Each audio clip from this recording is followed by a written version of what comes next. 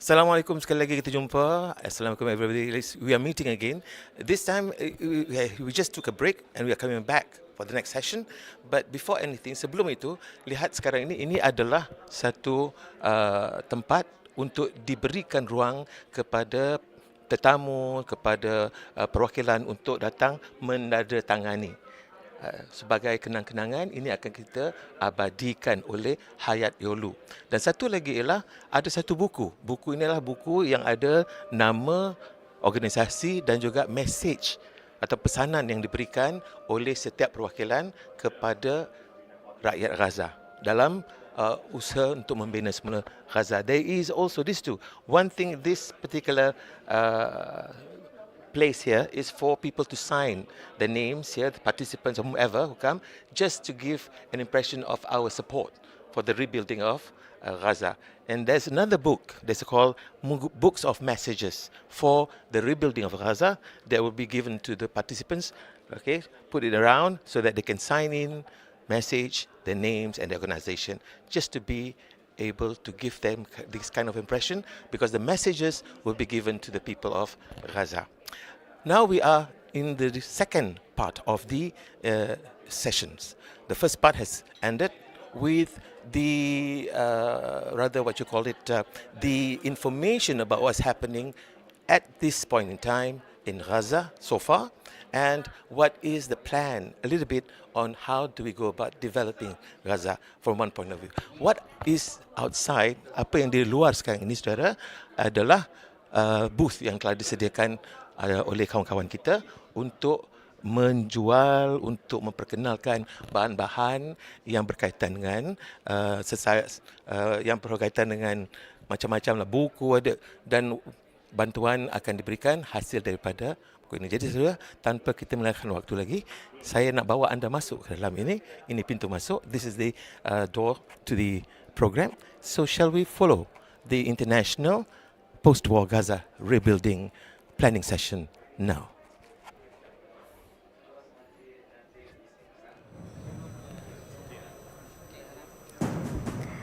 Ladies and gentlemen, brothers and sisters, now let's watch the gimmick of the post-war Gaza International Building Stations.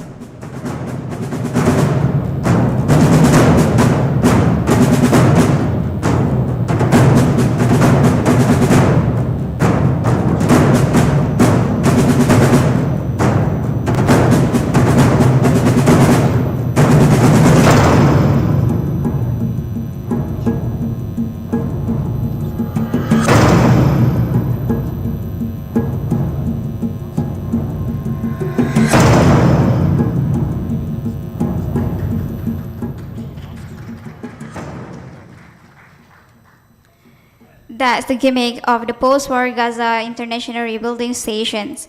So now, I will call upon Mr. Muaz Omar from PCOM to deliver his presentation. Please welcome.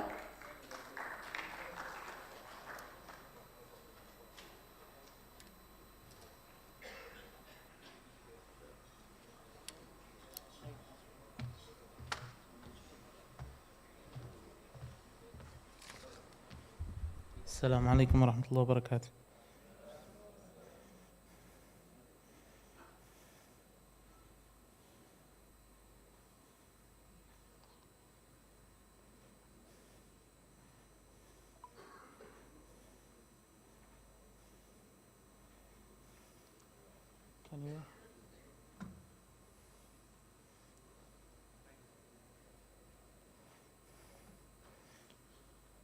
Okay. I'm here representing the Palestinian Cultural Organization, Malaysia, BICOM. BICOM is interested, it's an NGO, Malaysian NGO, based in KL, Kuala Lumpur, and operating in Malaysia. The main focus of BICOM is spreading awareness and advocating for the Palestinian cause in Malaysian societies with all levels, social level, political level, and even individual level. Today, I'm going to present about the ongoing Israeli genocide and We are going to go through milestones of that genocide. And I would love, before starting, to thank Chico Azmi for giving us the opportunity to be here with you and meet all these delegations, which represents the unity of Muslim Ummah, uniting on a very noble case, a very noble issue, which is the Palestinian issue. May Allah help you and ease your efforts and reward you and repay you with the best, inshallah. Okay, so to start with, when we want to talk about a genocide happening in Palestine and taking place especially in Gaza Strip, we have to go through the context of this genocide. Why these events and why this humanitarian crisis is taking place in Gaza now? Why the 7th of October happened and started? So if we go through the situation in Palestine before the 7th of October, as you know, the history didn't start on the 7th of October. There were many things that led to this incident. So when we talk about the story or any reality is in any place, we should have a look to the background in order to have a good understanding of that reality. So the Palestinian people were subjected to a Nakba to start with. So the Palestinian people has been under the occupation for more than 75 years. Now, we heard the response from the Western media, and we read many articles condemning this side and condemning the Palestinian resistance for what they have done. But it's not the first party to start with. You have to go to the roots of the struggle, to the roots of this I don't want to call it conflict, but to the roots of this struggle for freedom. So when we go back to the roots, we find the main problem of what's happening and the main problem for the suffering of the Palestinian people, which is the Israeli occupation. And we should always address the main cause for all the suffering of the Palestinian people. Passing by the years, the Palestinian people, were also subjected to another catastrophic events where up to 80% of the Palestinian historical lands were taken from them and occupied by the Israeli occupation in the 1967, which we call it the Naksa. Going through the years after that, many massacres happened and many mass killings and destruction and ethnic cleansing took place in many historical villages in Gaza.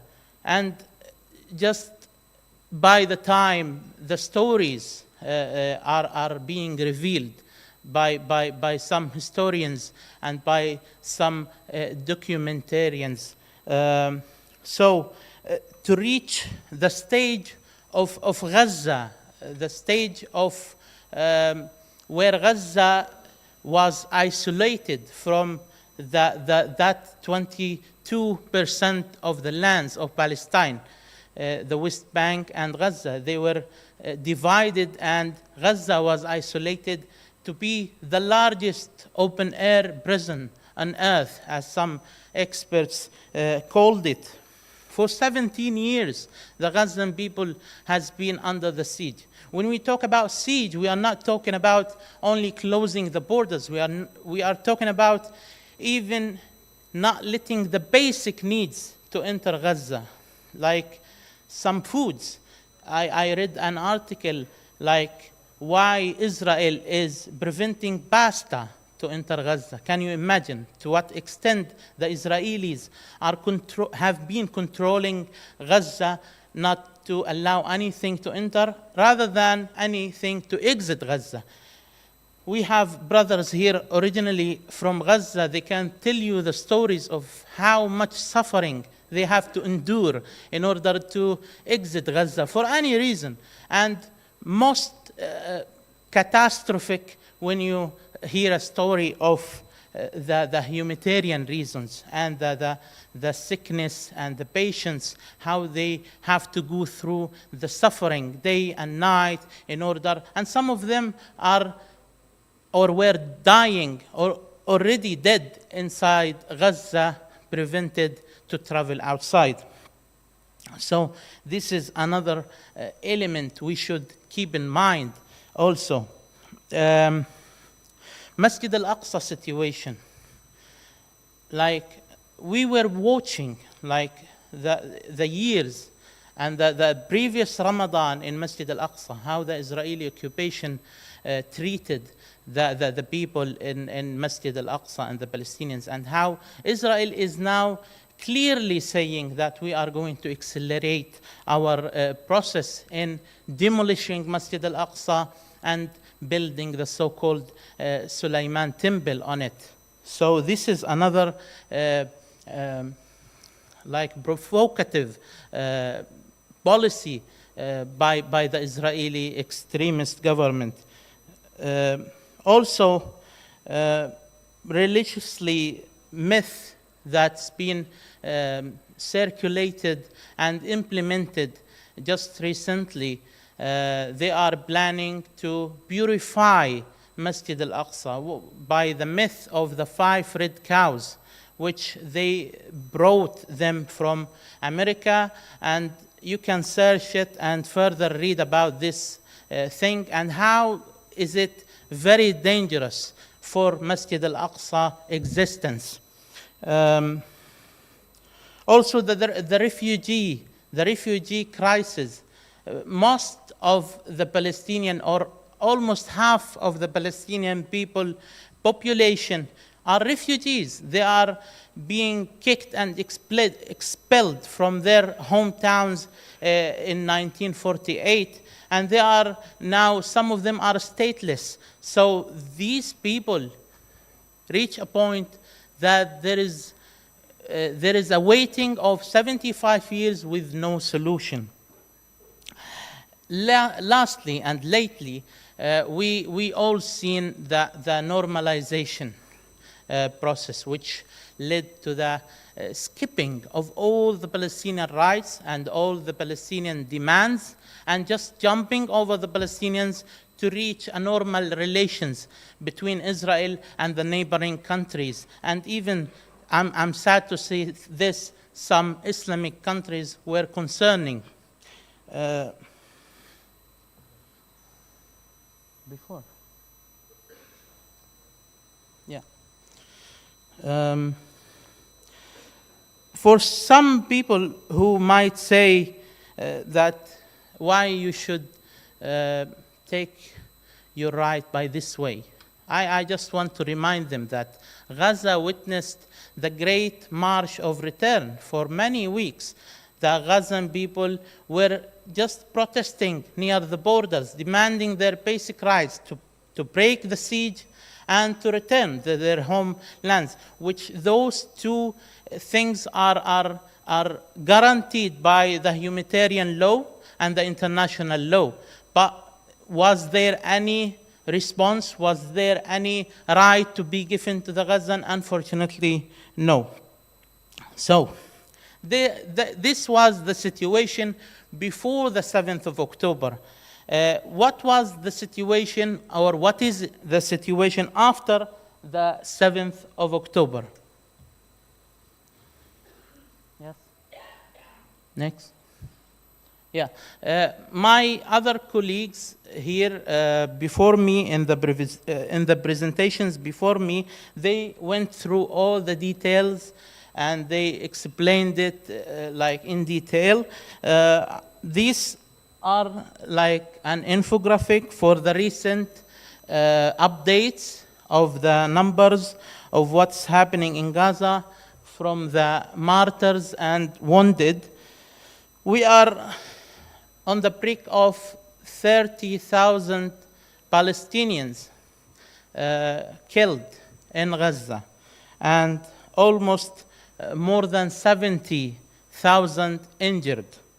Rather than 8,000 are still, till today, we are talking about 5 months of war. We are talking about 8,000 are still under the rubble, waiting for someone maybe to pick their dead bodies. So, next.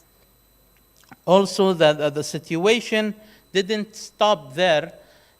Israel was deliberately attacking the journalists by killing them, targeting them, ambulances, and detaining Palestinians from the refugees inside Gaza or even in the West Bank.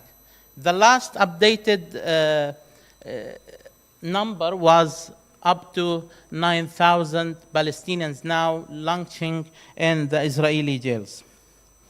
For destruction and displacement, 2 million Palestinians are displaced, meaning that they even maybe lost their homes or they just ran away for their lives, and they are mainly and the highest percentage of those 2 millions are now in Rafah, which, to put more context, which is now being threatened to be attacked by Netanyahu and his army.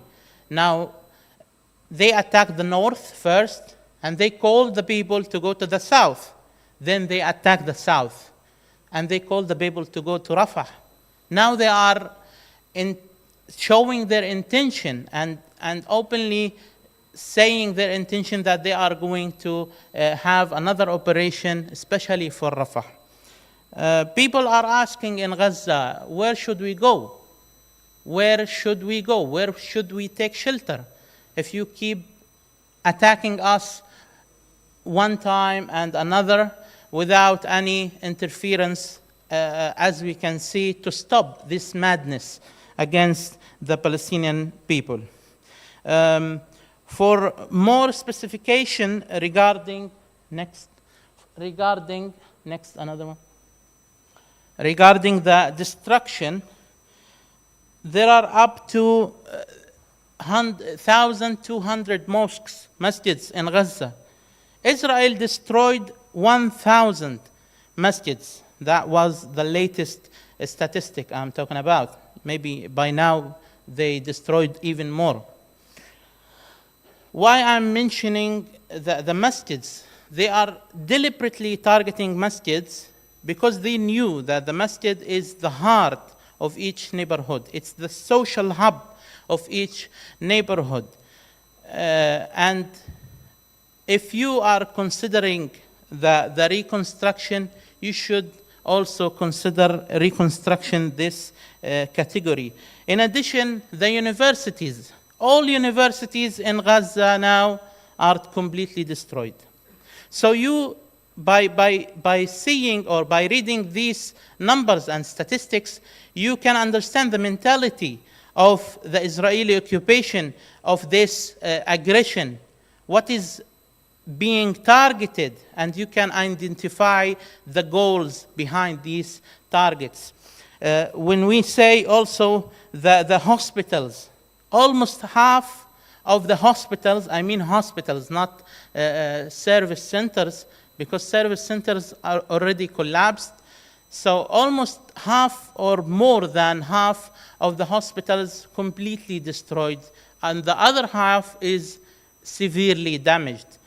People in Gaza are left, like if you are wounded, you are just giving the simple service and treatment, and you are left for yourself to cure by yourself, because there is no medication, there is no medicine, and also the staff, the medical staff is also one of the targets of the Israeli. And we have watched, and the whole world watched, the play, the sarcastic play of the Israeli occupation when they claimed that Al-Shifa hospital was a military base or so over, and then they discovered that there wasn't anything to be proven.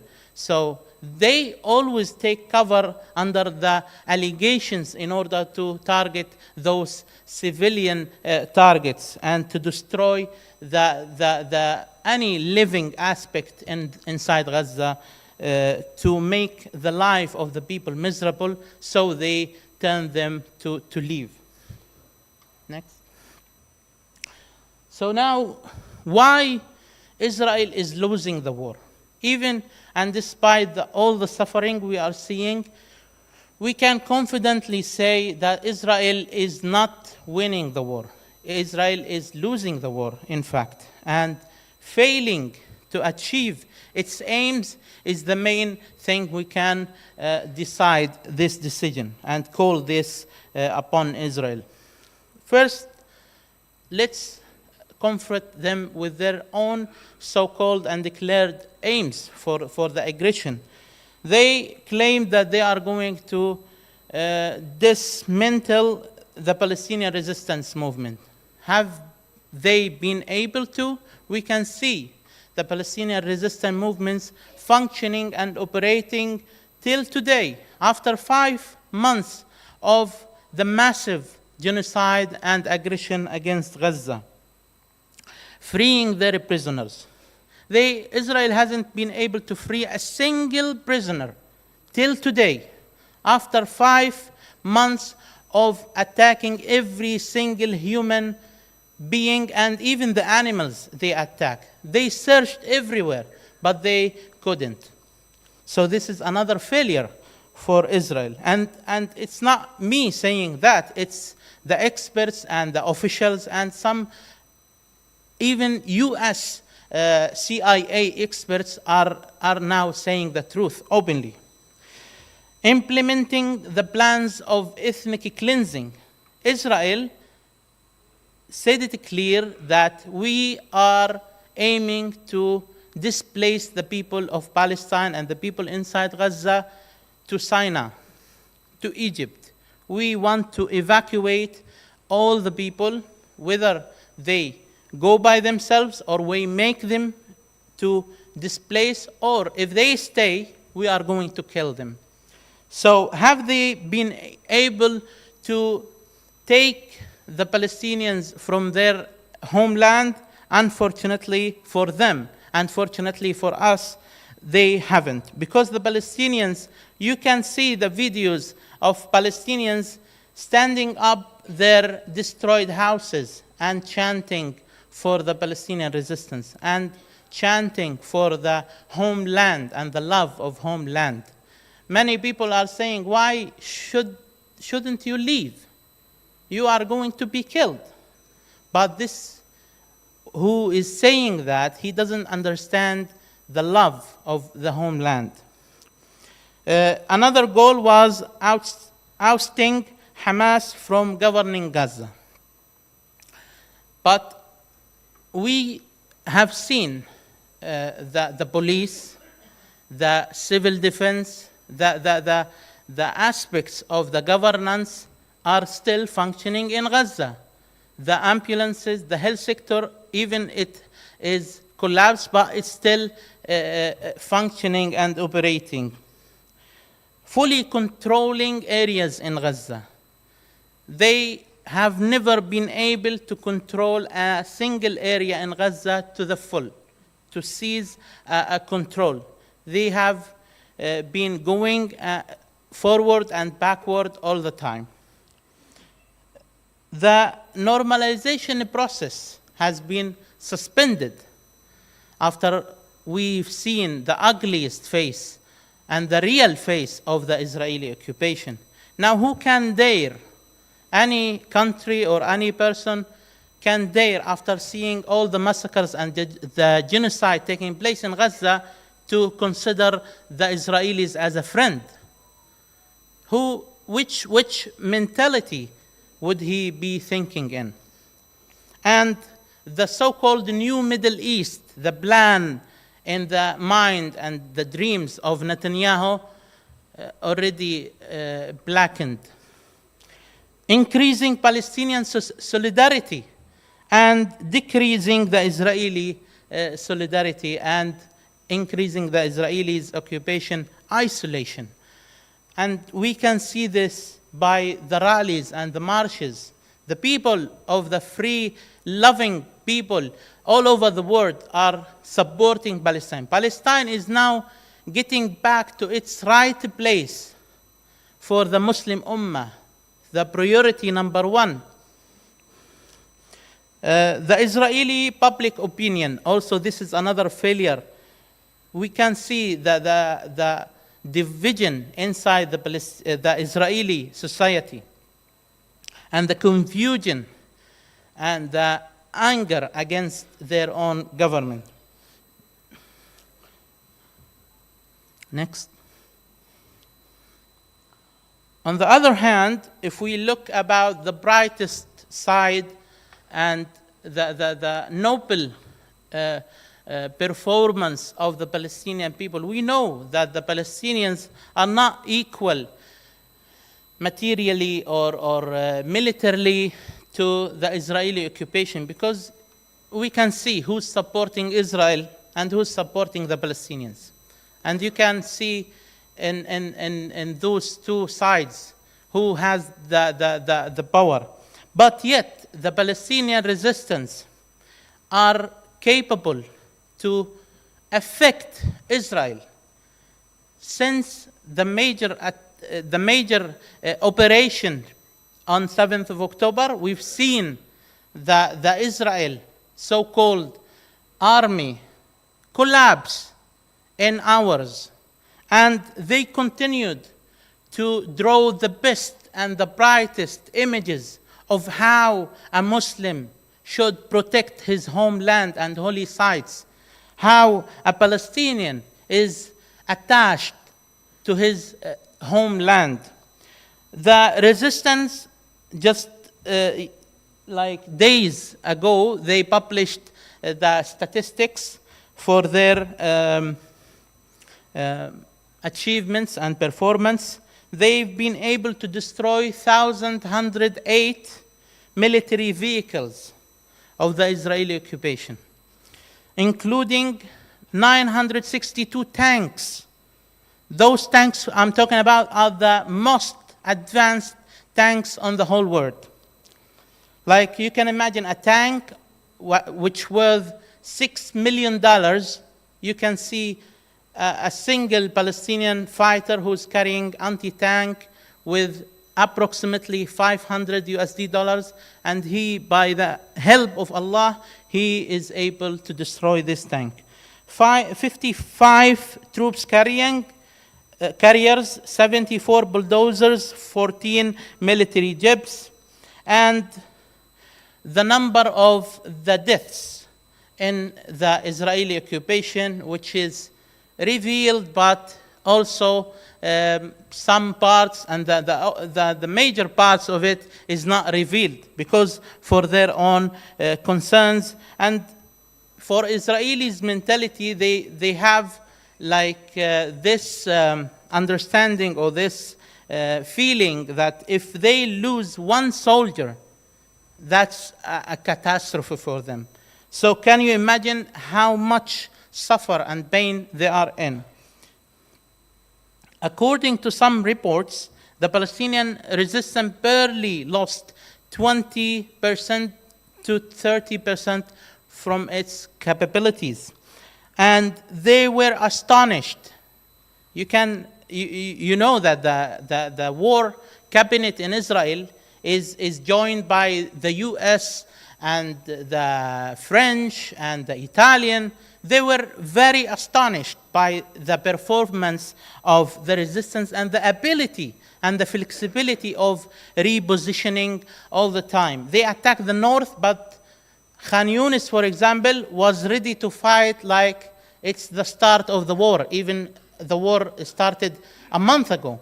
And Rafah and the north itself, after 4 months of fighting and resisting in the north, after 4 months, Tel Aviv will be targeted by rockets launched from the north.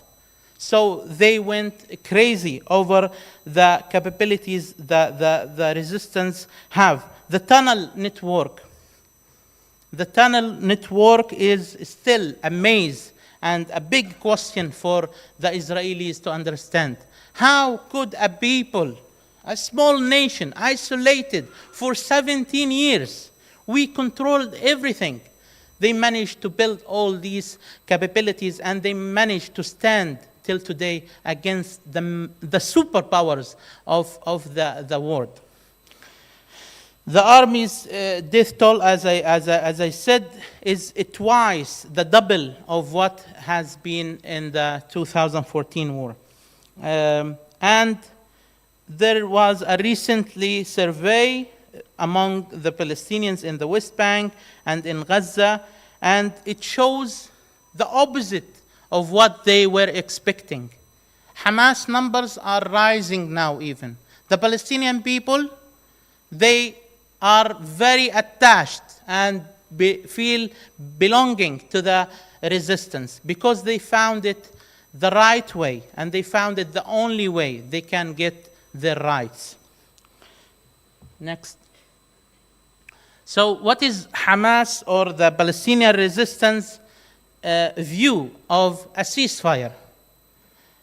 To remind you, from first day after the 7th of October Tufan al-Aqsa operation took place, the resistance announced that we have no intention in going to a war with the Israeli occupation. We've done this operation in order to exchange the prisoners. We want to free our prisoners, and we do an exchange deal. But the arrogance of Israel, supported and backed and supplied by the superpowers of this unjust war, they managed, or they decided to go and revenge or genocide Gaza. So the resistance agreed on a ceasefire as a response to a proposal was drafted in Paris, but the resistance found the proposal so loosey and uncertain of the conditions and without any guarantees that keeps Israel adhered to this proposal. So they responded with their own point of view, which is a summary of 3 main phases. Each one is 45 days. The first phase should have the release of all detainees, Israelis, including women, children under 19, in exchange for a specific number of the Palestinian detainees. Number 2, rebuilding hospitals, homes, facilities in all the areas, not excluding the north, like what happened in the humanitarian pause. And allowing all the NGOs, UN, and so on, to function and help the people again. And the third one is to temporarily pause the military operations and to leave the cities, to leave, the Israeli troops to leave the cities. In the second stage, second stage is for the release of all Israeli detainees, both civilians and soldiers, in exchange for a specific number of Palestinian detainees. And this will be further discussed and negotiated. Number 2, the withdrawal of the Israeli forces beyond the borders of Gaza. Now, in the first phase, they withdrew from the cities and the centers of the cities. Now they have to withdraw outside Gaza. Ensure the implementation of lifting the blockade, because that was one of the aims of the resistance, to break the blockade again, on Gaza. The third phase, this phase where they change the bodies, the dead bodies, because we have many Palestinians their bodies are held in Israel for years now, when in cemeteries called the cemeteries of number. And there are some documentaries made on that, and there are some rumors that the Israelis are using and stealing their organs, the organs of the Palestinians martyrs, and using it for their own purposes. So the conditions of the Palestinian resistance is to the refugees to be able to return to their homes and to have a free movement from the south and the north, and to lift the blockade and endorse the departure of all wounded who need treatment that's not available in Gaza, to be traveling to get the proper treatment. And approval of a 3-year plan for reconstruction of homes and facilities destroyed during the Israeli aggression. So this proposal, this offer by the resistance immediately got even the mediation parties like Qatar and Egypt. They called it very mature and very good to start with. But the Israeli occupation arrogance, led by the mad and the bloodthirst criminal Netanyahu, refused it. And what is your proposal, Mr. Netanyahu?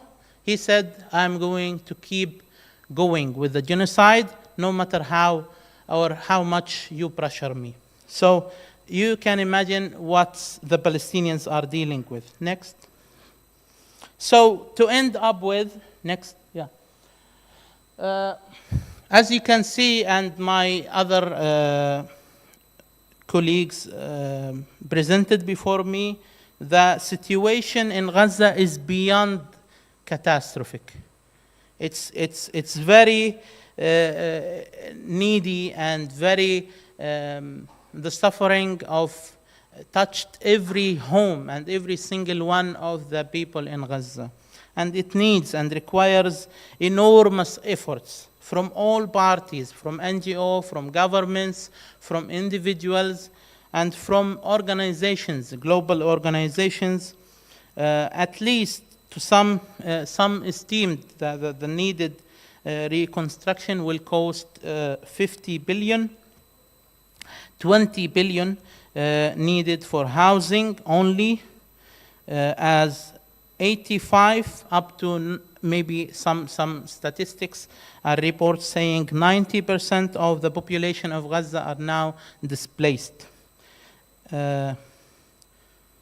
So the hospital and schools and also the houses are the most needed.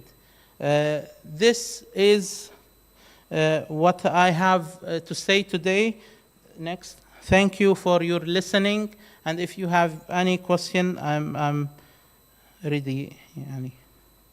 جزاكم الله خير, and thank you.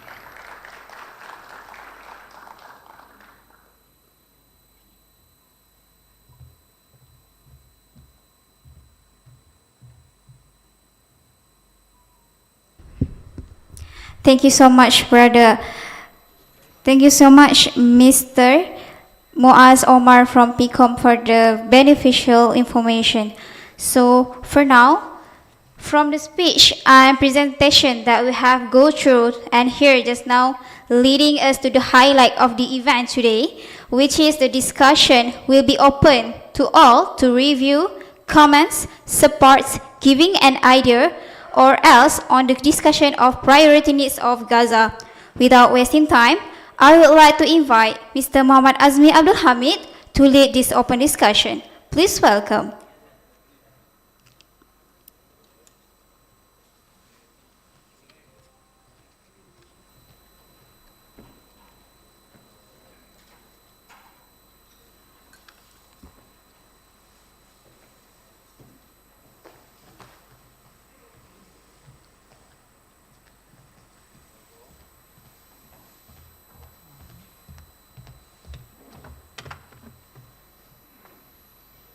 Check 1, 2.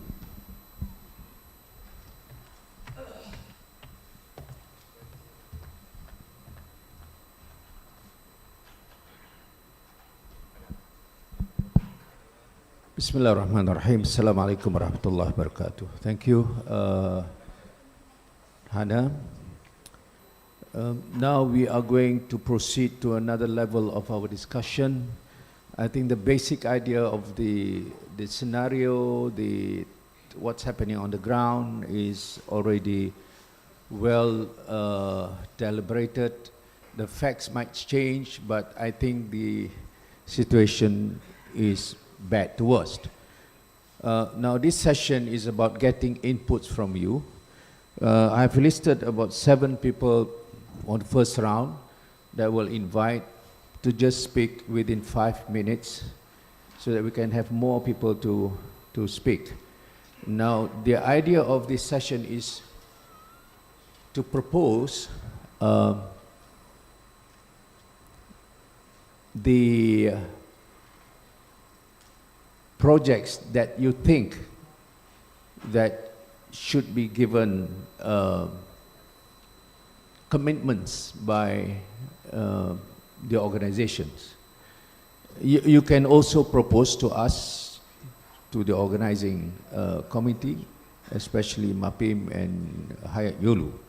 But from your organization, you can just explain that what are the things that you think that you want to emphasize. Now the scenario has been given to you, the narrative, and then the priorities also have been informed by the presenters, and then I find that they have even go to the specific things about how much will the value needed to be raised. So I think we are going to get this input within the next 1 hour to have as many people to come forward and speak. But the first round is I'm going to invite Ms. Naima from the ICT Global to just deliver your points on this topic, please.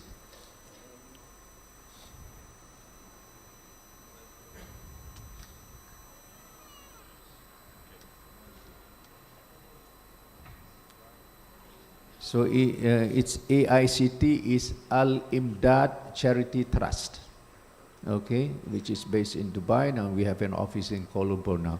So Ms. Naima.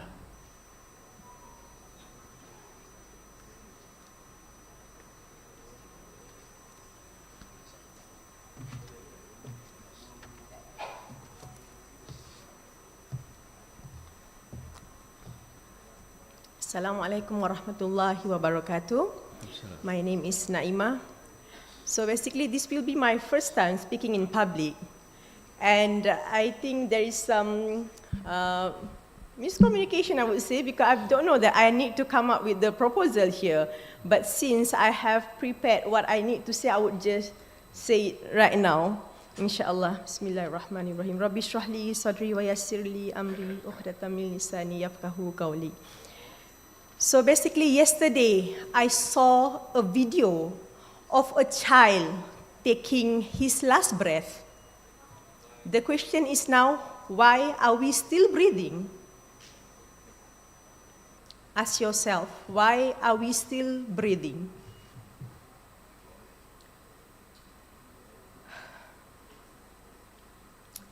I've been talking on social media for the past few months, creating the awareness.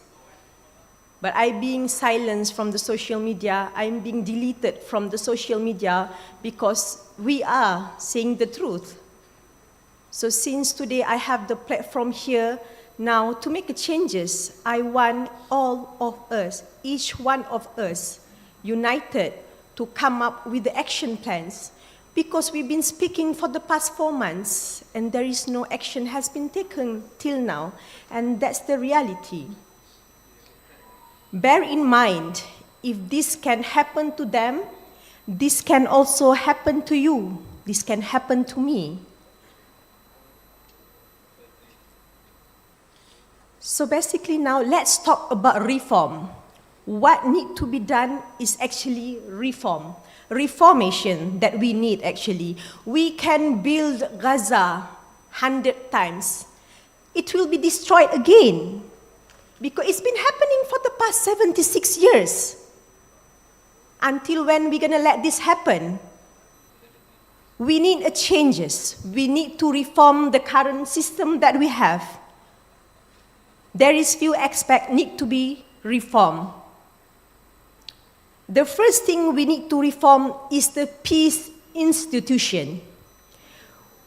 Now the peace institution is under the United Nations. And United Nations has failed to do the noble task. They have failed us.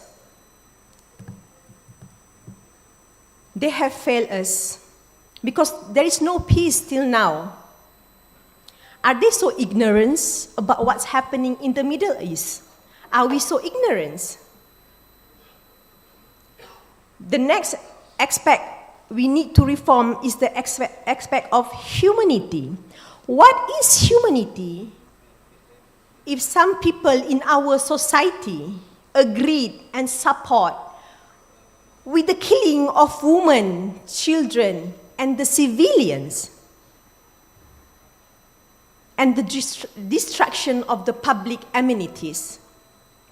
And the sad part is, the International Court of Justice can do nothing about it. This genocide is real. It's happening live. It's streaming live, watched by billions of people, and yet we cannot stop this. Aren't we shameful to our own self? Or they don't understand what is genocide. And but some people are still interested to talk about religion and associate it with terrorists. So it's time to the term genocide and the term to end this, put this full stop. And the next aspect is actually the welfare. We are living in a world evil capitalist. We have to admit that. The evil capitalists, the rich become richer and greedier. And the poor have to suffer because of their lack of material resources. They are being denied from basic human rights. So what we see today is even worse because people are being prevented to do welfare, to help the needy. This is the cruel reality that we are living today. So we need strong people who can reform this aspect in order to bring a good in society. And we believe in you, Cikgu Azmi, that you are the strong people to bring our voices to the higher authority. We believed in you. I have more to say, please. This is my lifetime chance, I guess, to say what I have to say. Hasbunallah wa ni'mal wakil. I lost my page. Someone have shuffled my page. That's what happened in ICJ, right? So it's happening to me now. Is Hamas anywhere here? All right. So each one of us is an organization. We are the public. Like how Yemen is the only nation that giving a concrete penalties to them. How I wish if some of us, some of the nation have the same courage as Yemen, and not to forget about what happened in India. They are protesting on the road for the changes. They've been on the road for months. Because one thing we need to clearly understand, No organization is bigger than public. We are the public. We have the biggest power to do the changes. We need to change this.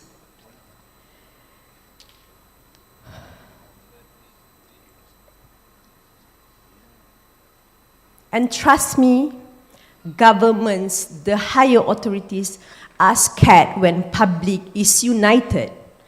The problem is, the fact is now the public is not united. That's the biggest issue now. We have to be united.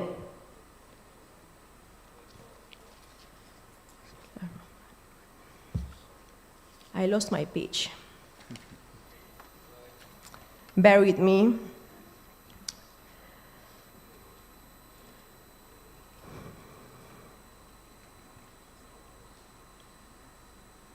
The last I will say, we are watching every day. Babies get their heads blown off. But the journalists of the world pretend that it's not happening.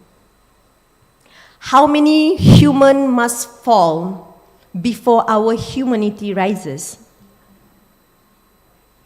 Genocide is live streamed. Politicians and world leaders have the power to stop, but they choose not to. God knows why. So Cikgu Azmi, I am here from AICT Malaysia. I would like to propose that yes, many of here is us talking about AIDS to be sent to rebuild. That is, mashallah, that is brilliant. But the most important thing is this reformation need to be done as soon as possible. Otherwise, after we rebuild Gaza, it will be destroyed again. And we cannot let this happen, because each one of us will be questioned on the day of judgment. What we did,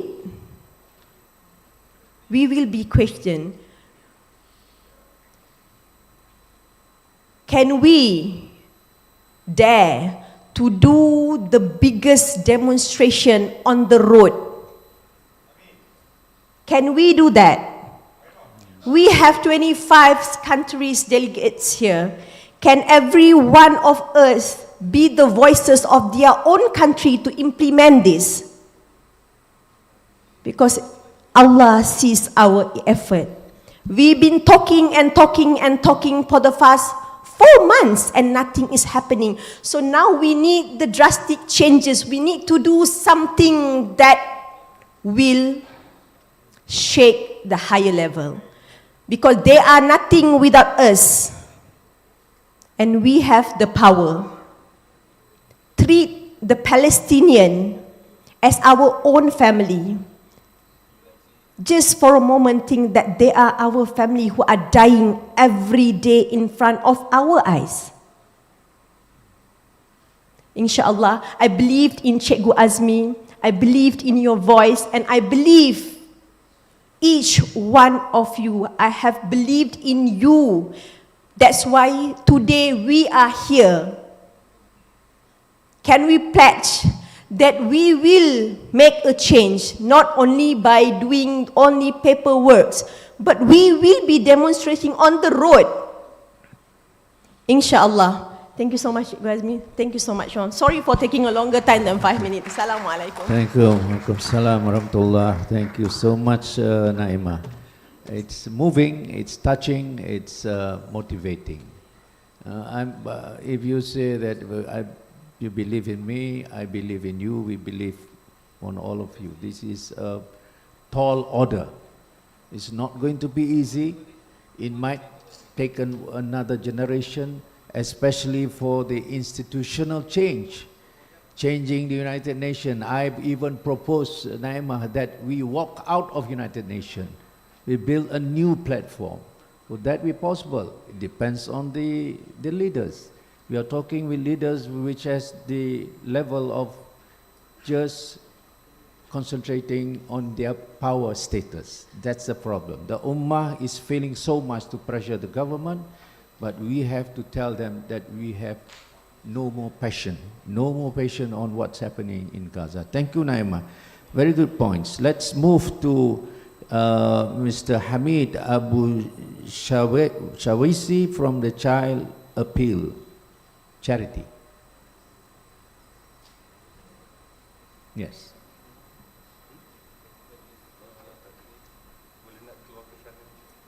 Around 5 minutes. Assalamu alaikum, everyone. Assalamu alaikum, brothers and sisters. Thank you very much, Sheikh Azmi, and thank you, Malaysia. Thank you, everybody who gave me this opportunity to be with you today and to be a partner in this great meeting. I am the CEO of Child Appeal Charity based in Turkey. Originally, I'm Palestinian. My name is Hamid Abu Shawish. And we work actually for several years for children all over the world. Wherever there are poor children, refugee, vulnerable, orphans, children with disabilities, any child who needs support, we are supporting him. And we implemented over the past years many projects and focused on education, health, nutrition, psychological support, protection, and other seasonal projects. However, during the disasters, natural disasters and conflicts, we have like rapid emergency response program that we focus on health in particular, especially for children.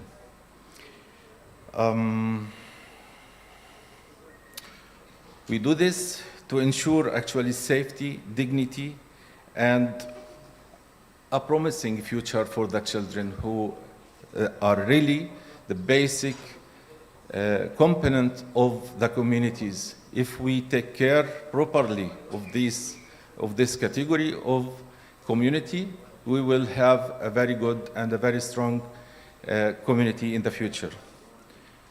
During this war, we focused on health projects. We provided many 4 ambulances, small field hospitals, many medical equipment, medications, and medical supply in general, disposables, and so on. And if we want to talk about actually the needs in the current situation and in the coming future after the war, inshallah, we will have too many hours to talk about the needs, because in every single aspect in Gaza, in the health sector, we have a lot of details that really needed to be there. However, the most important thing and the most important priority from my perspective is to stop the war. How? We have to think about it before thinking about any plans for the future. Because if this catastrophe, this crazy war continue to kill more children and to make more children suffering, what is the benefit of all the projects, of all the aids, of all the support that we are going to do if we will have continuous tragic situation and a lot of thousands and thousands of killed children? We have to give back the hope for hundreds of thousands of children who have no guilty just because they are Palestinians and just because they are living in this part of the world. And as a children organization, I'm calling also to cooperate with all the organizations that call themselves UNICEF, Save the Children, all the other international organizations that were working and focusing on the children. They have to appear at this moment to protect the hundreds of thousands of people of getting injured or killed or suffering or dying of many really reasons. Anyway, many actually proposals and many ideas that we can talk about during the current situation or in the coming period, like, for example, orphanage for hundreds of thousands of people, of children with their families, psychological support center, activation for the referral system for patients and wounded that, you know, many of them, they are dying in Gaza before they referred to any other hospital, external hospital abroad. Orthopedic center for those amputated children. You know, many of you, they heard one of the dreams of one child when he said that all my dream is to get back my leg and walking normally as other children. So those are thousands. Even before the current war, there were like more than 6,500 children or child in Gaza amputated. And now I believe that the number reached thousands and thousands more. We came here with much pain, but with a lot of hope that such a meeting can bring the peace, can bring the end of this tragic catastrophe in Gaza. And I wish that we all work first, at the first place, and think about any way to stop this catastrophe, to stop the war before thinking about any other project in the future. And for this, I guess, performing delegations from all the communities, from all over the world, from Muslim and non-Muslim communities. And this delegation can approach embassies, parliaments, and talk loudly about the needs to stop this catastrophe in any way. Thank you very much for your patience and your understanding. Goodbye. Thank you, Brother Hamid. I think the key word you mentioned, stop the war, is the prerequisite. Yes, we definitely agree on that. Otherwise, as Naima says, you know, things will be destroyed again. I have that feeling, you know, is it worth it? You build it and they destroyed it, and you build it again, you destroyed it. But at the end, Naima, even Hamid, we all agree that whatever you do, you will be answerable to Allah. That you are able to answer to Allah, yes, I did it, I rebuilt, I helped it. That's it. That's the whole point. We built almost 10 million ringgit worth of mosque. The most beautiful mosque in Gaza was built by the people of Malaysia. 2014, they blew it up and we had only one minaret left. And now even that is also destroyed. So people ask me, they say, Cikgu, what is this? We donated and everything and now it's destroyed. I said, it's not for us to answer to people, it's for us to answer to Allah. So never feel that, you know, this is not worthy. Whether it's hospital or schools or whatever, the duty is for us to help. So let's have that kind of urge. Thank you, Hamid. I think we have to work on that stop war, but that is another level of discussion. Okay? It needs a lot of advocacy and political movement on that. And yes, Naima was saying, we're going to have this 1 million march in Kuala Lumpur on the 2nd of March. 1 million march. The first ever in Malaysia. The whole city of Kuala Lumpur will be in a state of people going to the street and expressing and telling the government we need to do more. So that will happen, inshallah. I invite each and every one of you to participate in this movement that we're going to have on the 2nd of March. So put the date, lock your date, and come to the streets. Let's have representative of the Persatuan Al Khair Malaysia, Brother Muhammad Said Zakaria. Are you here? I thought I saw him around just now. So if, please call if, oh yes, 5 minutes time.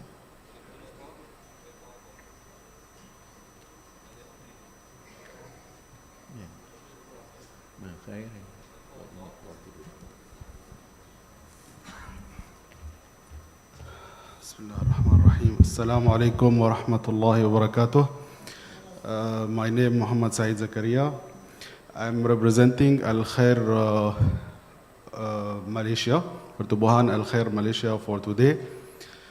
And I would like to convey salam from the leaders of Al Khair Malaysia, Ustaz Luqman al-Hakim bin Rizwan and Ustaz Asfar. Actually, Al Khair, it's a fruit of the original tree, which is Pertubuhan Peduli Insan, Malaysia. Due to rapid, intensified expansion in our project locally and internationally, we have to delegate some duty. So that's why Al Khair Malaysia has been established, and I would like to take this opportunity to thank and appreciate the great opportunity for Cikgu for giving us the opportunity and to participate and organize such a great conference like today.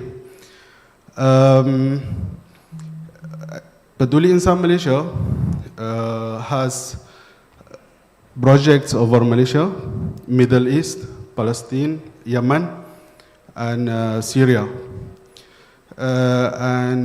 We were invited by Cikgu to participate in the planning session as Gaza issue is escalating, and whereby it's clearly appeared that we need to unite the NGO and to gather the forces and to narrow down what can we do for Gaza.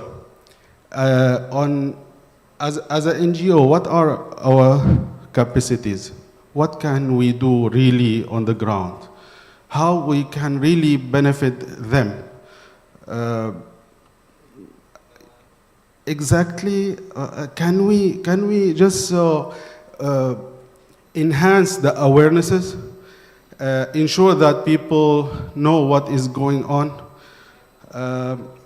Why Israel government can stand on one leg for few hostages and gather all the West forces to empower and governments to support them for a few hundreds or not even that much of hostages. And we Muslim, we have hostages, children and women in Israeli prisons for the past 70 years, and yet we cannot feel it. Why? That's the question. Why we don't have it? Why we are here today?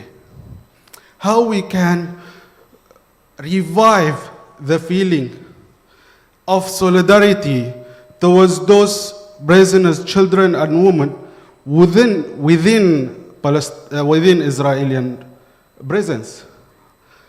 What is our role as we call ourselves organization and social institutions that we can grant provide something for these segments of our brother and sister? As our master Rasulullah sallallahu alaihi wasallam said, مثل المؤمنين في تودهم وتراحمهم كمثل الجسد الواحد إذا اشتكى منه عضو تداعى له سائر الجسد بالسهر والحمى.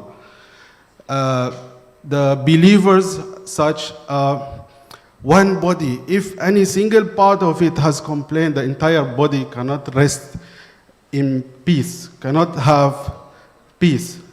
So us as a Muslim, how we are reacting to this? how we are going to revive at least this feeling among our family. It started from the root, from the seeds of this Muslim community. How we want to revive it. So, inshallah, I'm very sure with the leadership of Chegu, calling up more than 20 to more than 30 almost countries coming together, having same heart to find out profound determination and dedication to do something for our brothers and sisters in Gaza. May Allah help us all. The mission is huge. The expectation is too high. I hope that we can narrow down our capacities and to know what exactly we can do for our brothers and sisters in Gaza. جزاكم الله خيرا والسلام عليكم ورحمة الله وبركاته. Alaikum salam rahmatullah. Thank you, Brother Said. So wonderful. So we have some strength added on in our effort. Thank you. We go on to Brother Abbas Mubarak from the Euro Relief United Kingdom. Okay. Yes. Tafadhal.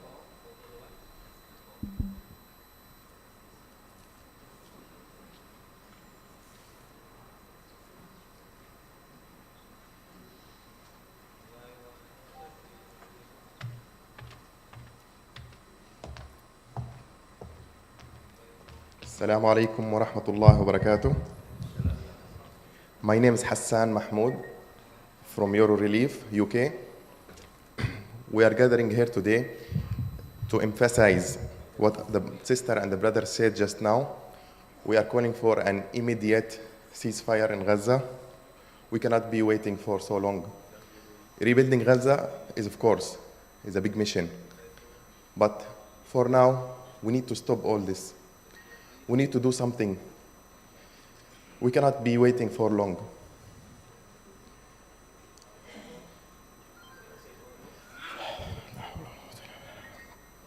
When we are talking, the talk, even the words cannot describe what's happening in Gaza. We are being, helpless, and this feeling killing us. So from today, I hope we can do something. Let's discuss the real, or we call it the actual steps we can take. And that steps, we can start it in many ways. As Chico Azmi said just now, 1 million march. 1 million march from Kuala Lumpur, but Kuala Lumpur is very far. We can appreciate it, but we need it to be with the neighboring countries. Everyone have a foreign passport, have a European passport, American passport. Please, let's make something. Let's gather all of us in Egypt. Let's go to Jordan. Let's go to Beirut. Let's go to Lebanon. Let's go anywhere. Let's do something. Our pressure, we can make difference. In front of Allah subhanahu wa ta'ala, we will be asked. This pain inside shouldn't be always inside. I have seen so many catastrophes, which is enough is enough. The leaders want to do something, we can do something. I believe Allah subhanahu wa ta'ala is with us. And that's the only thing matter now. A lot of people, even not Muslims, they are still with Palestinian cause. And at this time, believe me, this is the only chance for us to do something. Let's do something before it's too late. We have almost 1.5 million people in Rafah now. What we are waiting for? Until they are all killed? Then? I think this is the time now for us. Please, let's make practical steps with the help of Chico Azmi. Let's do something. Let's create the groups. We are capable of doing things. Let's create our platform to do something. Let's stop this war first. Let's stop it. Let's appreciate the people, the resilience of people in Gaza. They have been suffering for so long, almost. Now we are talking about almost 20 years of siege, suffering. Now it's like everything is in this, it's been like multiplied by 20,000. You know, the magnitude of pain there is not bearable by a human being. These people are heroes. They are the superheroes, the people of Gaza. Let's pray for them. May Allah subhanahu wa ta'ala grant us, we call it, grant us the bounty or the honor to save them. Ameen. Jazakumullah khairan. Thank you, Brother Hassan. It's very heartening to hear that, you know, you're not talking just about the help, it is about to prevent these atrocities. That's bothering me all the time, you know. But anyway, we have to strive. So Euro Relief UK, you have a very important role in this effort. Thank you so much. Let's go to Brother Nur Ikhwan Abadi, the chairman of Al-Aqsa Working Group from Indonesia.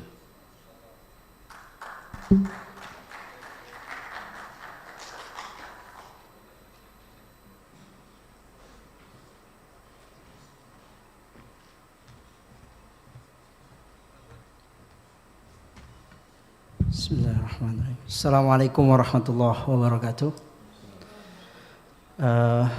First of all, I want to convey salam from our Imam, Yakhsallah Mansur, especially for Cikgu Azmi and for all participants here. Assalamualaikum warahmatullahi wabarakatuh. The second one, we heard before so many plans, so many suggestions that taught to us. The first thing that we need to do is to push the Egyptian. I hope this meeting can make some notes that can push Egyptian side to open the Rafah border as wide as possible. So we can deliver our fund, deliver our help to enter Gaza Strip as fast as possible. And the second thing, we are from Aqsa Working Group. We have women wings, a special woman wing that called Maimuna Center. We are doing 2 plans right now. The short plan that we send the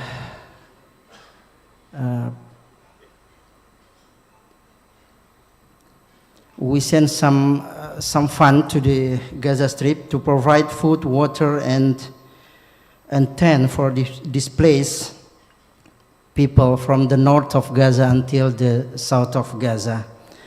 But we also we have long term.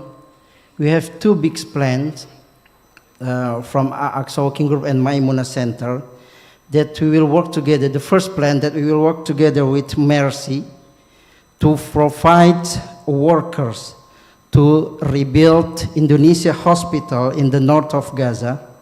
And now almost 80 workers has been registered and they are ready to go to Gaza. And if we have plenty of workers in Indonesia and they register their name and their document to go to Gaza. If you need the worker, and we are ready to provide it, inshallah. And our big program for Maimuna Center is we are going to build Indonesia hospital for mother and children in Gaza Strip. So we will rebuild Indonesia hospital in the north, and we plan to build Indonesia hospital for mother and children in the south of Gaza. either in Rafah and Khan Yunis. We are now waiting approval from Ministry of Health of Gaza to get a land. And we're starting this campaign from the last of November last year, and until now it's going to be a big campaign, inshallah. It costs about $5 million US, and it's still going on.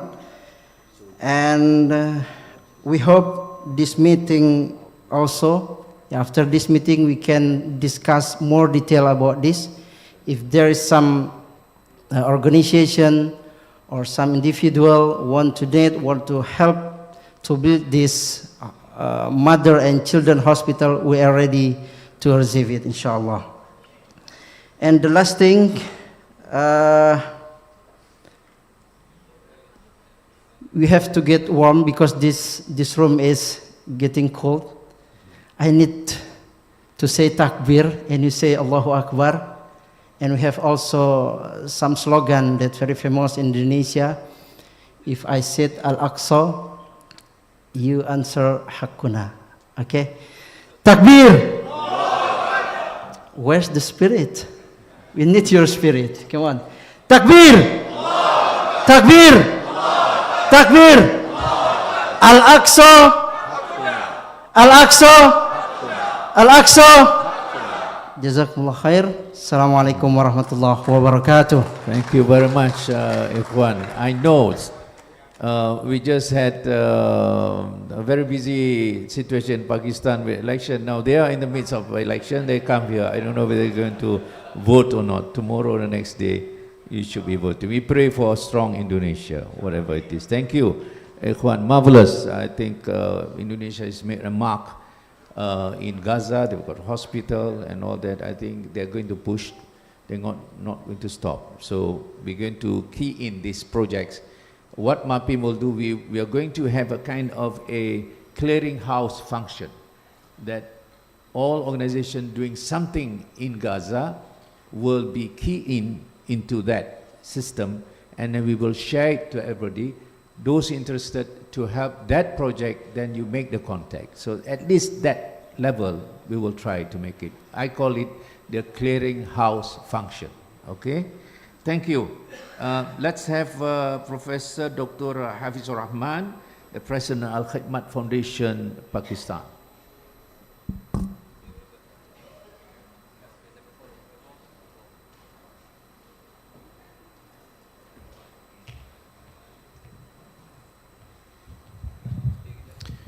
Alhamdulillah Rabbil Alameen, wassalatu wassalamu ala rasulihin Nabiyil Kareem. Mr. Chairman, my dear brothers and sisters, I am really thankful to the leadership of MAPIM under the chairmanship of Sheikh Abdul Hamid, and also the leadership of Hayat Yolo for inviting me here and giving me the opportunity to talk about Gaza relief. I have been allotted 5 minutes, so 1 minute for the introduction of my organization, 2 minutes what we have done in Gaza, and 2 minutes for our future plans, inshallah. Al-Khidmat Foundation Pakistan is one of the biggest organizations in Pakistan, having head office in Lahore, 9 regional offices, and 150 city offices in the different cities of Pakistan. We have international chapters in US, UK, Norway, Germany, Japan, and Turkey. Alhamdulillah, we have around 2,000 volunteer leadership and more than 2,000 full-time workers in our offices, and 60,000 volunteer workers registered with Al-Khidmat Foundation Pakistan. So what we have done so far for Gaza, starting from the 7th October, first we negotiated with various international collaborators who were working in Gaza, And we were doing something in Gaza also, previously, starting from 2019. So we worked with these 11 international NGOs, including IHH, Hayrat Foundation, Jansu, and Ajat Yolo, and we were able to deliver aid of about 1.2 million US dollar in the initial days.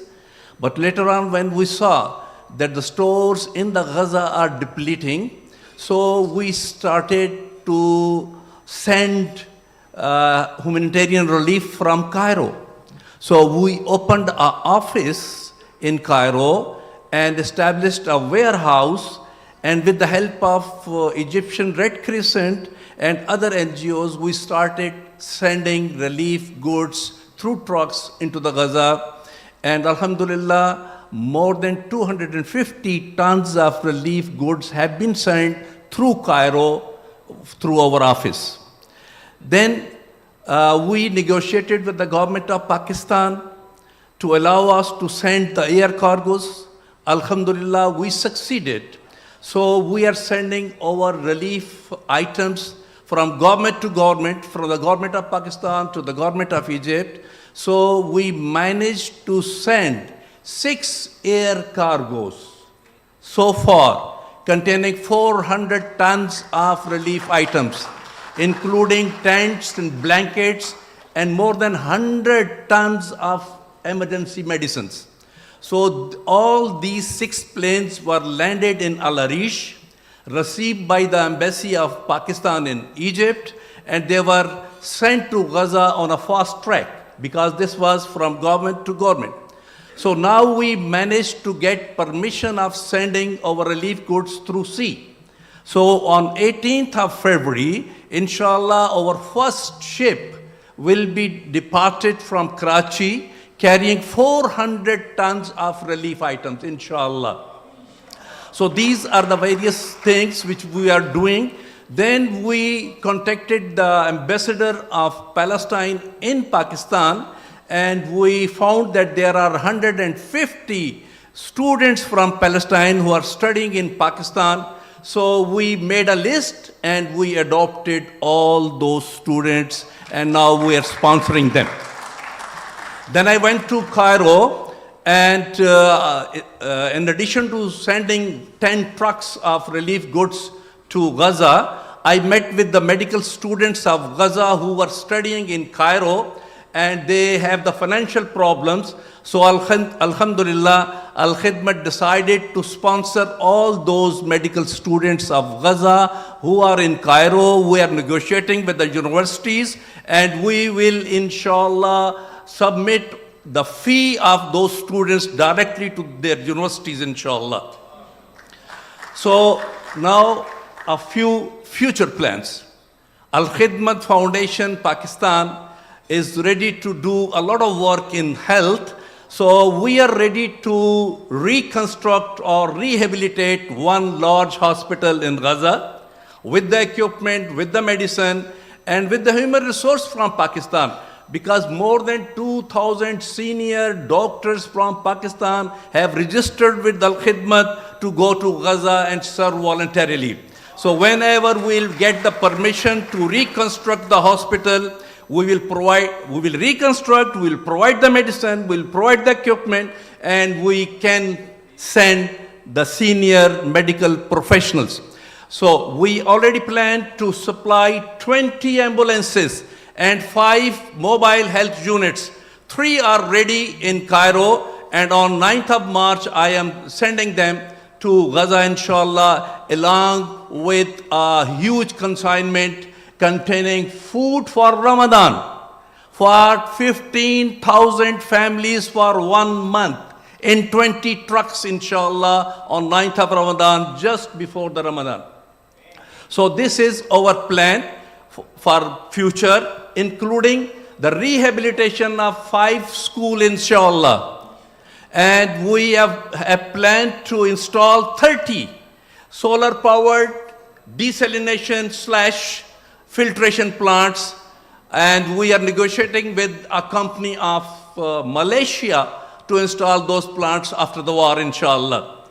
We are committed to sponsor at least 500 orphans of Gaza, inshallah, post-war or during the war, whatever.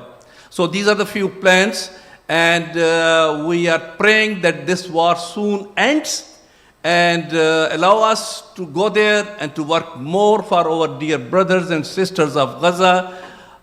Thank you very much. Jazakallah khair. Thank you. I'm speechless to hear this. You know, what can we expect more than this?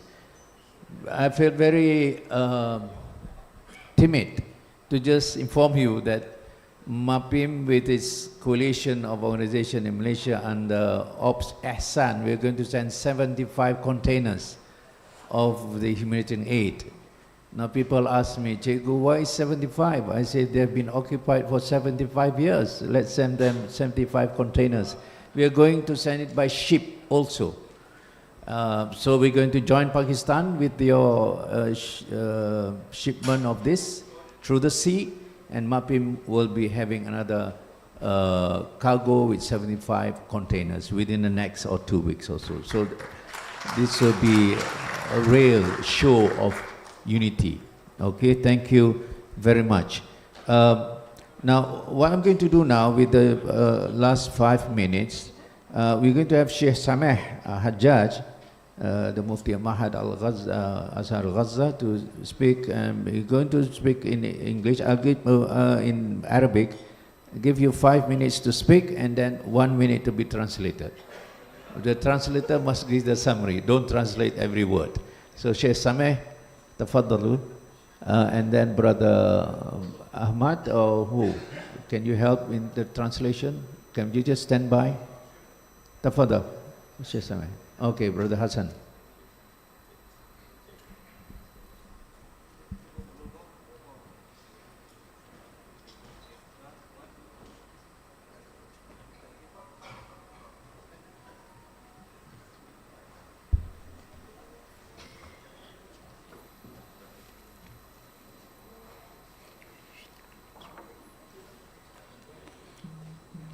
السلام عليكم ورحمة الله تعالى وبركاته. حقيقة أنا في هذه العجالة أول شيء بسم الله والحمد لله والصلاة والسلام على رسول الله. أسأل الله سبحانه وتعالى أن يتقبل منا ومنكم صالح الأعمال.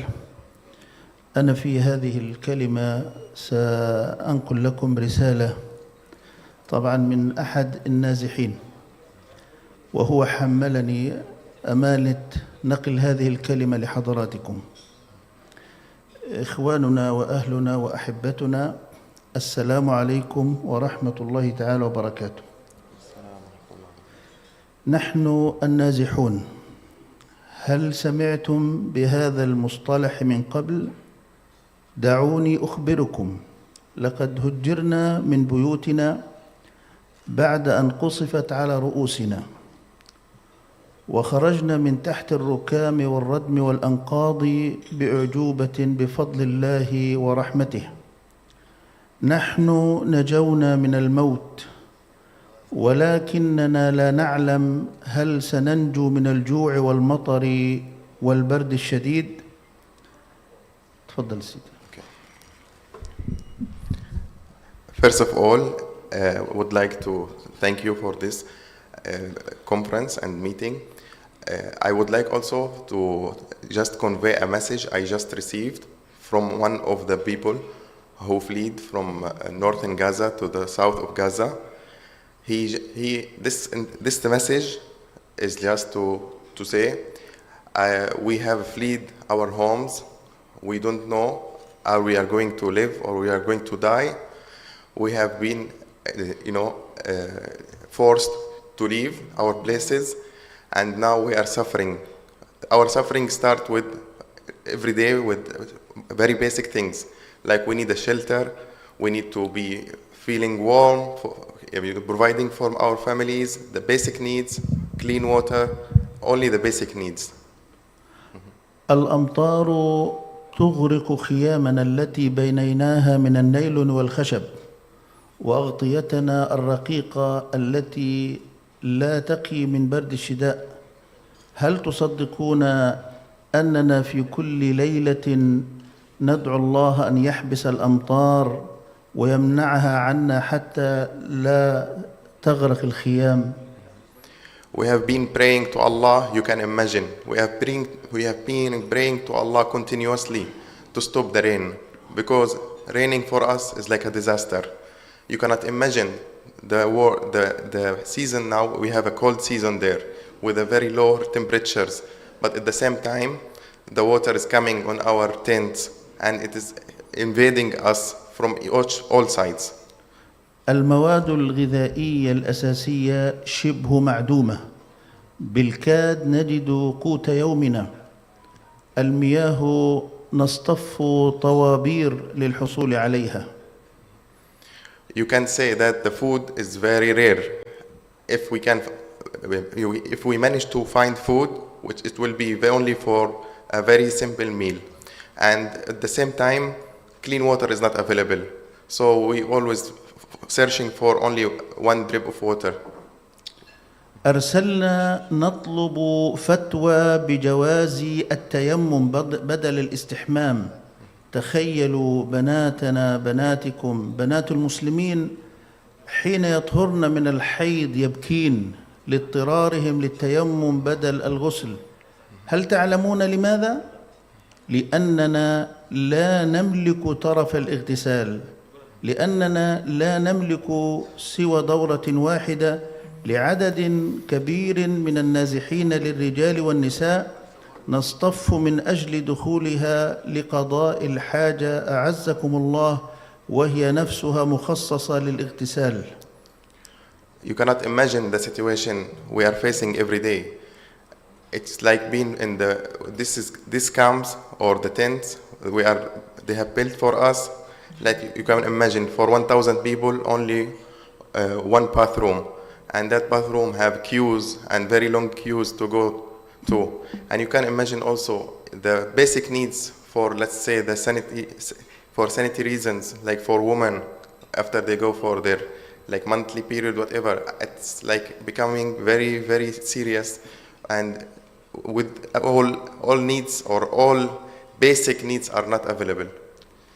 عبارة عن خيمة صغيرة من النايلون بداخلها مرحاض يفرغ محتوياته داخل برميل. قبل أيام امتلأ البرميل وطافت القاذورات. I'm sorry to translate the same thing as he said, that this bathroom, or what you call it, like toilet, available is in very bad shape, and that is only a tent made of plastic with no any type of cleaning inside, and all the people have no choice but to use it. وإذا أردنا الاستحمام يجب انتظار يوم تشرق فيه الشمس لنتمكن من إشعال الحطب لتسخين المياه لتجنب البرودة الشديدة، وإلا أصبنا بالمرض حيث ينظر العلاج. And taking a bath or a shower there is impossible almost. Without even, if you want to go for a shower, it's like impossible. تقوم الأمهات بحراسة خيمة الحمام لنشعر ببعض الأمان أثناء الاستحمام، لأن دورة المياه موجودة في الخلاء. الخوف الأكبر الذي نعيشه عدا القصف المتواصل هو اضطرارنا لدخول دورة المياه في الليل، حيث البرد الشديد والقصف المتواصل عدا عن انتشار الكلاب الضالة وهجومها علينا. We have been suffering for so long now, and don't think that our people are like before the war was in this situation. We are a dignified people. We have our dignity, and we are in such a situation that even the words cannot describe. And we don't have and sometimes we don't have shelter, because even the shelter will be bombed. نضطر لإشعال الحطب لنتمكن من طهو ما يتوفر لنا من أرز أو معكرونة بالماء. بالطبع اللحوم طرف نسيناه منذ مدة ولم نعد نذكره. الفواكه طرف آخر لا نفكر فيه أصلاً، نستعيد عنها بصنف واحد يتوفر أحياناً من الحمضيات هو البرتقال ومن الخضار هو الطماطم. As he continued to talk about food now, he said food is very scarce. We don't have food at all, but sometimes when there is a food, we don't have a cooking gas, so we will just burn some wood, whatever available, and we will cook some macaroni or rice, and meat of course is not available at all. This is something like a dream now for us. نبكي حرقة على أطفالنا حين يطلبون الأكلات الطيبة، فهذه طرف آخر نحاول إقناعهم بنسيانه. هنا لا شيبس ولا شوكولاتة ولا عصائر ولا أي نوع من حاجات الأطفال سوى شيء من الترمس أو البليلة أي الحمص المسلوق أو الحلاوة المخصصة لسوء التغذية الشديد الذي نحاول إقناعهم بأنه بديل للأكلات الطيبة. So when the kids are asking for food, we try always to give them something just to play or to divert their attention so that they will not ask for, chocolate or chips. This is something like a luxury now. We cannot afford or we don't have at all. والألم الشديد حين نحتال عليهم ليناموا بدون عشاء، حيث يستيقظون من الفجر يتضورون جوعاً، نضطر للخروج للبحث عما يسد جوعهم بعد ساعات طويلة من البحث، لعلنا نجد أرغفة من الخبز تسمى الفراشيح، نشتريها 8 فراشيح رقيقة بما يقارب $3. يحتاج الفرد الواحد أقل شيء إلى 3 فراشيح فقط لتسد جوعه. And of course, the food items are becoming more and more expensive. And you can imagine most of the people fled without their own money. Because when they are asked to be fled, the Israeli Zionist army, they ask them to leave everything behind. Even if they have the money inside, they have to throw it away or they will take from them. So if the kids asking for any food, they will try to divert their attention. And of course, if whatever available, like rice, whatever, if only canned food, hot meals become also very difficult now. So they only go for canned food. هل تعرفون قطعة الخبز التي كنا نجدها ملقاة في الشوارع؟ كيف كنا ونحن صغار نلتقطها ونقلبها ونضعها بجوار الحائط؟ الآن إذا وجدناها وغالباً لا نجدها نلتقطها ونمسحها وربما نبللها بالماء كي نعطيها لأطفالنا لعلها تسد جوعهم. Now bread become very precious also. In the olden times, when we find a piece of bread, which is like a dried one, old one, we will just put it aside. But nowadays, we will just clean it and put some water on it and take it so that we have some bread. هل تصدقون أننا نغسل أكياس النايلون المستعملة أو نلصق المقطع منها لنعيد استخدامها؟ And we start to reuse also all the items we can find, so we don't have choice. أي قطعة من الكرتون هي بمثابة غنيمة لا نفرط فيها حيث نستخدمها في إشعال الحطب. So any type, let's say they find a piece of carton or any type of a cardboard, they will just use it to start the fire so that they can cook something for their kids. المحارم الورقية المستعملة نعيد استخدامها في التنظيف وهي الآن مقطوعة تماماً عن غزة ونستعيد عنها بالأقمشة القطنية المتوفرة قليلاً. All sanitary items are not available in Gaza. Let's talk about basic napkins or diapers. Diapers now is very expensive. Even one packet of diaper will cost almost $50 or more if it is available in the first place. الفوط النسائية نجد صعوبة بالغة في الحصول عليها. نطلب من بناتنا الاقتصاد في استخدامها قدر الإمكان رغم ما قد يسببه هذا من مشاكل صحية لا تخفى عليكم. Same goes for the sanitary napkins for women. it's not available at all, which also make a very big challenge. إخواننا المسلمين، هذا غيض من فيض من معاناتنا اليومية في تأمين متطلبات الحياة الإنسانية. يؤلمنا تخلي البعيد وخذلان القريب من إخواننا المسلمين والعرب، ومع ذلك نحمد الله تعالى. We are really asking, and we are just asking Allah subhanahu wa ta'ala, and that's all about what we can do now, because all people are leaving us or letting us down. So I hope you cannot let us down.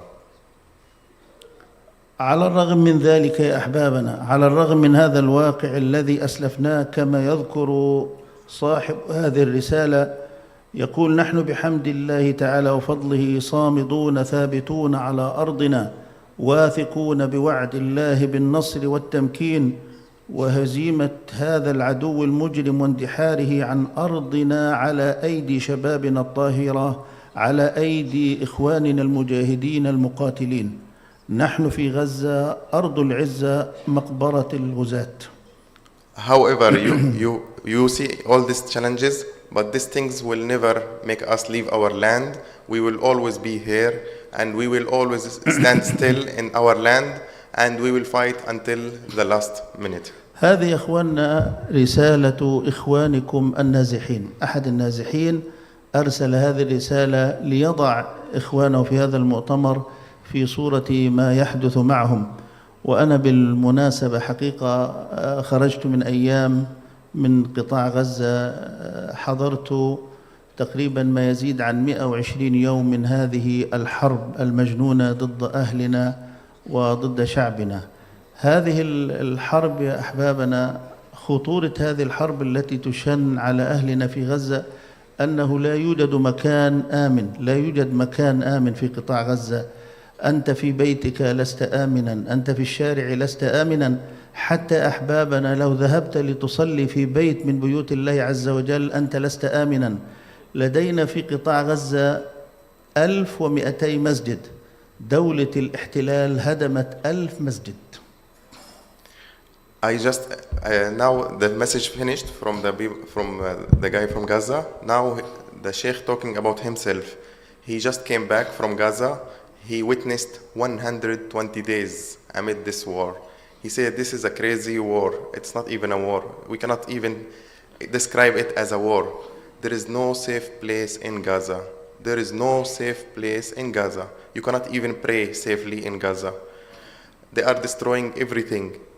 Like 1,200 total mosques, 1,000 of them totally destroyed. You cannot, they are becoming all rebels. إخواننا، قطاع غزة حتى تكونوا في الصورة، مساحة قطاع غزة 365 كيلو متر. قطاع غزة عبارة عن 5 محافظات: الشمال وغزة والوسطى وخانونس ورفح. دولة الكيان أرغمت مواطنينا على أن ينزحوا إلى رفح. الآن كل سكان قطاع غزة تقريبا متواجدين في رفح، إلا بعض المواطنين وبعض إخواننا الذين ظلوا في غزة والشمال وفي الوسطى. كل مواطنينا الآن في رفح. مساحة طبعا رفح 55 كيلو متر. عدد سكان مدينة رفح في الأصل 300 ألف مواطن. الآن جاء إلى رفح ما يزيد عن 1,200,000 مواطن. دولة الكيان تهدد باجتياح رفح. إذا ما اجتاحت دولة الكيان رفح، إذا ما كان هناك دخولا بريا لرفح، هذا يعني أننا أمام مذابح ومجازر. فادعوا الله عز وجل أن يسلم أهلنا، وأن يسلم سكاننا في رفح وأهلنا في رفح، وأن يسلم أهلنا في قطاع غزة بشكل عام. وأختم كذلك قائلا لكم: لا تنسوا إخوانكم من دعواتكم في ثلث الليل، في الثلث الأخير من الليل، أن يفرج الله سبحانه وتعالى الكرب وأن يكشف الغمة. Okay, finally, I would like to just remind you about what is happening in Gaza. As we said, and our other brothers and sisters talked before this, that all the people are forced to leave their houses in the north, and they are being all forced near to the borders of Egypt in the south. which we call it Rafah. And this Rafah now completely overcrowded. Just go and search in the internet on a video from yesterday, and you can see the people. There is no any even centimeter free of people there, because that city is not planned for this number, almost 1.5 million people in a very small 55 kilometers square. And the people there we are praying for them. Please pray for them in the last third of the night. Don't forget them when you eat, when you pray, when you go to your work. Please pray for them continuously. May Allah subhanahu wa ta'ala save them, and may Allah subhanahu wa ta'ala ease their suffering. حقيقة يا إخواننا هذه المؤتمرات يكون لها أثر طيب على مواطنينا في قطاع غزة. الأهل في قطاع غزة يشعرون أنهم تركوا في الميدان وحدهم، لكن عندما يروا هذه الوجوه، عندما يروا هذه المؤتمرات، حقيقة أنه هذا بيكون له أثر طيب على أهلنا في قطاع غزة. يشعرون أن هناك من يشعر بآلامهم وأحزانهم. فنتوجه حقيقة لأهلنا ولأحبابنا الذين جاءوا من كل هذه الدول الطيبة والمباركة ليمدوا يد العون والمساعدة لإخواننا في غزة. لا أريد أن أذكر دولة دون أخرى. أشكر كل من حضر بالنيابة عن أهلي وعن سكان قطاع غزة وعن سكان دولة فلسطين بشكل عام، ونخص بالذكر شيخنا عزمي عبد الحميد. أسأل الله سبحانه وتعالى أن يكون هذا الجهد في ميزان حسناتك وفي ميزان حسنات إخواننا جميعا. وآخر دعوانا أن الحمد لله رب العالمين، وصلى اللهم على سيدنا محمد وعلى آله وصحبه وسلم تسليما كثيرا. Finally, we would like to thank each and everybody of you. Please keep your support. Please restore the hope for the people in Gaza. Please don't stop this. We are here really appreciating each and every one of you participated today. May Allah subhanahu wa ta'ala make it in your hasanat and in your jaza. And especially we thank Chico Azmi for this. He is the founder and he is the one who created this gathering. We hope inshallah it will not be the last one. And we hope inshallah everything will be fruitful by the help of Allah. Ameen. Thank you so much. Thank you. Thank you so much, Chef Sameh and Brother Hassan. I'm going to give this mic back to Hannah, but we have just a short video before this. Okay.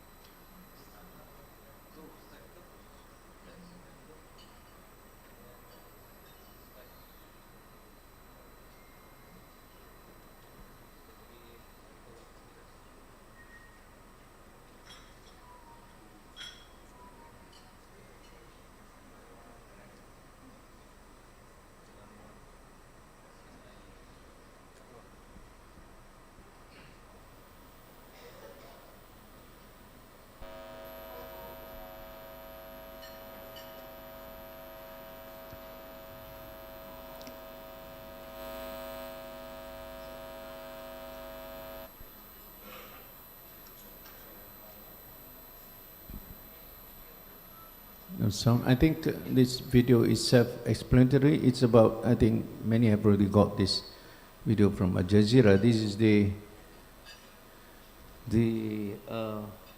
document of how they attack the hospital, how they actually, do this kind of thing. So the hospital project is very important. So they do everything from mocking it to destroying it and to this. I don't know this what hospital is this, but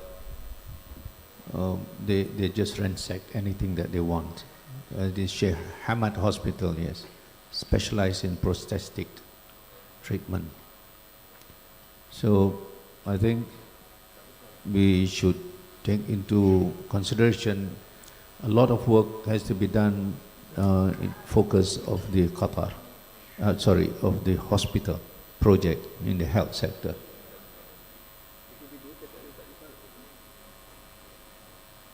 So,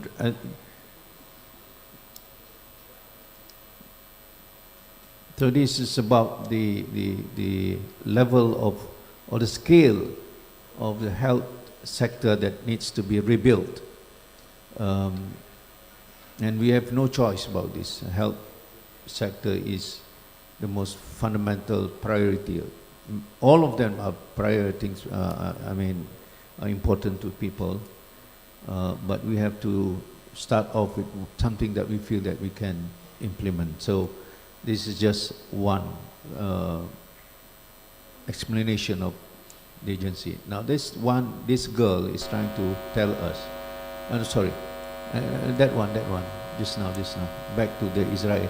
Another challenge that you also, I mean, I think with what they've been through, you've got to remember that the children of Palestine, obviously depending on what age they are, have lived through a series of really, really brutal conflicts. Obviously, most people might only know about the most recent assault on Gaza, but for some children, if you're 16, for example, this will be like the fourth seriously violent assault on the area that you live in, mass casualties, mass deaths, displacement, trauma. So I think that those needs, mental health needs, reflect a much wider, obviously, set of needs that are going to need to be addressed once a ceasefire has been put into place. We've heard recently that to rebuild Gaza just to 2022 levels could take until 2092. The reconstruction efforts that are going to be needed once we have peace are immense. But of course we should start with the children who are the future and whose mental health is crucial to a healthy reconstruction of the street. she was just telling that you need at least 80 to 90 years to get Gaza back to normality. So I think most of us will also not be around within that time. So it's heavy work, huge. Now this is another challenge. I mean, you also see this document. Look at this. These are the Zionist settlers who are blocking the 8 trucks to get into Gaza. They just allow this to happen. The government just say, just go and protest and block all the trucks into Gaza. This is another crossing, not Rafah. So that gives you an idea of the kind of things that they allow these settlers, these Jewish settlers, to bar efforts for humanitarian aid to go in. So even if the war ends temporarily, permanently, hopefully, then you have this kind of challenge. You know, these people are going to try to do whatever they can to say and to show to them that, you know, we are not allowing the aid to go in. Their demand is to get the hostages out. And Benjamin Netanyahu has failed to do this. So they are giving a message to Netanyahu, and they're also giving a message to Palestinians that, you know, they can go as far as this. So, well, this is just a sharing of a video to show the challenges that we're going to face when going to implement our mechanism to go into Gaza, to rebuild Gaza. Thank you so much. I now give the mic back to Hannah. All right, thank you, Cikgu Azmi. Ladies and gentlemen, with the end of the video, that's the end of our discussion for today. May all the ideas and proposals that have been discussed be fruitful and bring new hopes to our brothers and sisters in Gaza. And of course, a big thank you to our audience for your active participation and engaging discussions. Your presence and contribution have made this session successful. Before we disperse, next we have a short session from Hayat Yulu to give an important book to our VIP. Before that, I call upon Brother Atullah to give a simple explanation about the books. Please welcome.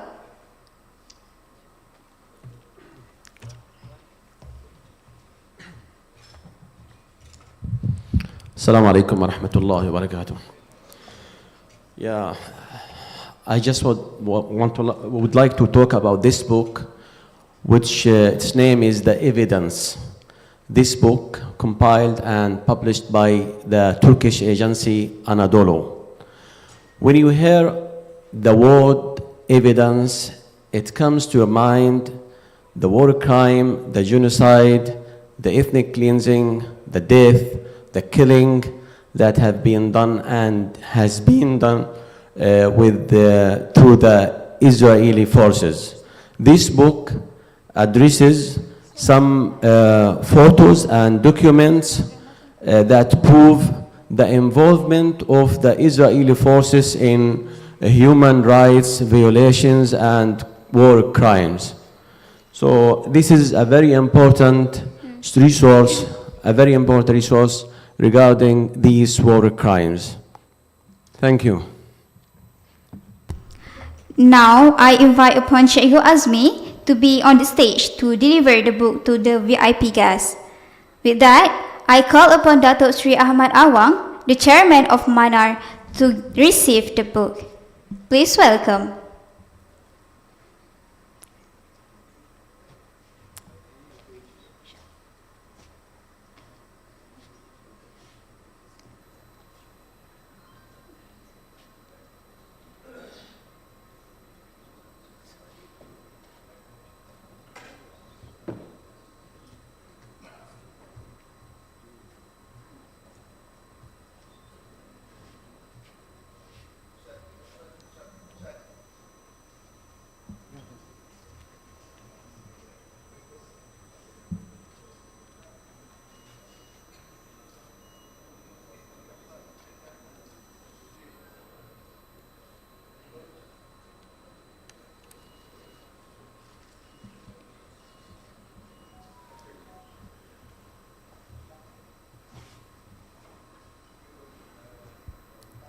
Next, I call upon Dato' Hasanuddin Muhammad Yunus, the President of Yadim. Please welcome.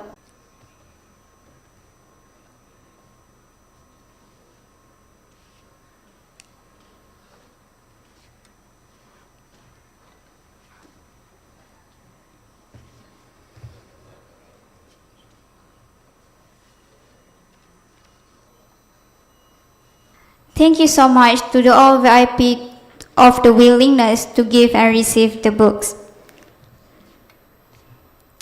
For your information, our live broadcasting have been blocked and sabotaged by other enemies. But nothing can stop us from serving the Palestinian people. So together with me, we stand with the motto for our gathering for today is Together for Gaza. Thank you once again for your participation and attention throughout this session. I hope you have enjoyed this session and I wish you all a wonderful day ahead and hope to see you again in our next session at 3 p.m. So you may have your lunch for VVIP at the Gassing Hall at level 2, and to other participants, you may have your lunch at 3rd floor at Dewan Perdana Balcony.